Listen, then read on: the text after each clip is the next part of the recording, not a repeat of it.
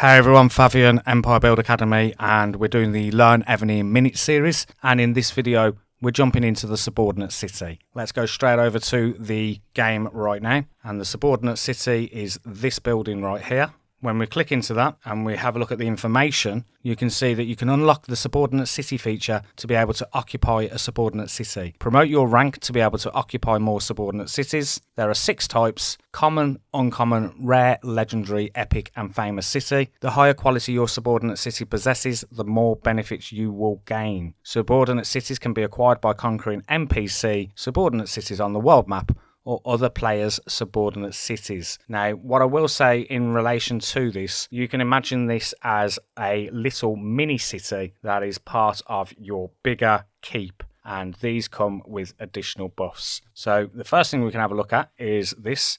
You can see that I've got 9 of 9, and this is all based on your rank. So let's go and check that out now, and we're going to check that out quickly in this building here, which is the shrine. We're going to click on offer.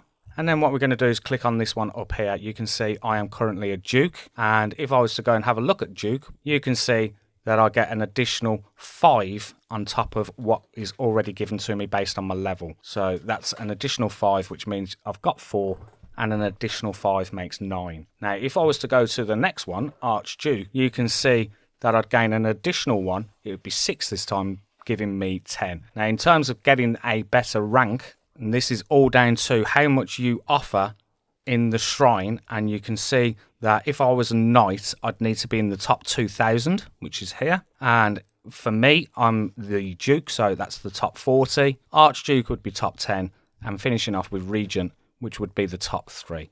So the more you offer, the more prestige you'll get, the higher in the rankings you will be. And if you want to check where you are in the list of reaching the different ranks, all you need to do is go into ranking. So to check your ranking, all you need to do is go into ranking on here, which is this one in the middle. And then once you've done that, you need to go into ranking, which is this one here. Click onto that, and then you can see who is in region Archduke all the way down, and also how much prestige you need to get to the next level. So you can see my weekly ranking is 30th. The next rank is Archduke, which is the top 10, which I'm not going to get, but you can see that if I did want to do that, and this is an accumulative thing over the lifetime of the server you're in. So Voodoo Ranger is on 25 million. I would need more than 25 million to get to the next stage, which of course is way off and is not something that I'm going to try and achieve. So all I'm interested in is making sure that I stay in that top 40, which I'm clearing. Let's go back to the subordinate cities now. And when you're in here, you can see you've got the top one, which is your main one. This one cannot be taken off you. And you can see that this is currently level 25 for me. And if I click on the arrow here, I can get a breakdown as to what is in that subordinate city. So you can see the construction speed and the troops and the gold levy, etc. But please be aware, the troops and construction speed is only for that particular subordinate city. This will not increase your construction speed of your main buildings and will not be part of your main troops. So you can see the additional buffs as well via this method up here.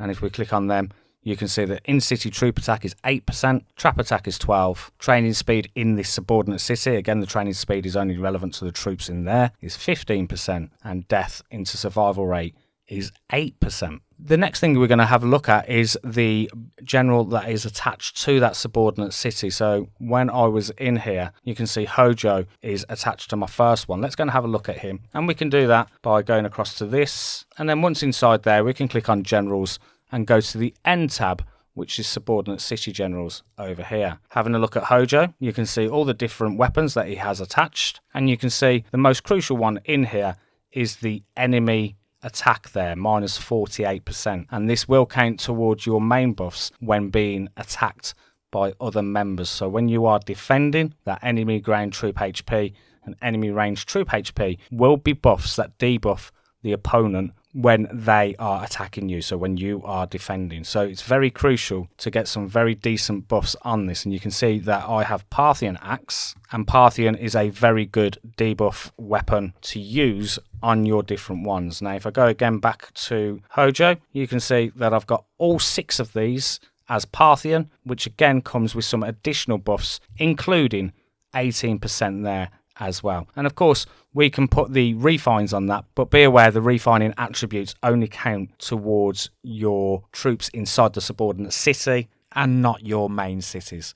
Now, when we go and have a look at a report, let's go and have a look at one now. I'll go into my saved and we'll go into this defences one with climb higher. And when looking into this report, you can see 17.1 billion. And looking at his troop buffs, you can see his 3,891% ranged attack. And then if we go down to my debuffs, you can see that those debuffs that I was talking about are included in this debuff here of 1,309%. Now, coming off this, and the final thing to talk about is how to get the subordinate cities. Now, of course, you can attack other people with subordinate cities, although this is rarely done because normally servers are very friendly, and once someone has a particular subordinate city, it's normally theirs and you can't take it unless it was otherwise discussed within the server. But the other way you can do that as well is via a raffle that goes on every week. And I'm just going to jump into my items, and it's these ones here, the subordinate city clues, which you can see I've got 17 of. And then you can place this into a raffle which goes on every couple of weeks, normally on a Monday after server versus server. So like I say, I'm not going to be able to show the example, but every 2 weeks after server versus server on a Monday, there is a raffle drawn where you can use those subordinate city clues to put forward to try and win one of X amount of subordinate cities. So that goes on every 2 weeks. You place your subordinate city clues in that raffle, going after the ones that you want to win. Now, the other thing to be aware of is people do pay a lot on these games, and the more you pay, the more subordinate city clues you get. So your percentage chance of winning one of the better subordinate cities is going to be a lot less if you're not a payer. So if I was using those 17, for example, that would literally get me 0.001% of a chance to win one of the epic subordinate cities. So that's how you win that. The other way is, like I say, is attacking other people on your server, but that is not normally the case. So that is where I'm going to leave subordinate cities for today. Do hope you managed to gain some insight onto subordinate cities from this, and I will see you in another Evony video very soon. Thanks for watching.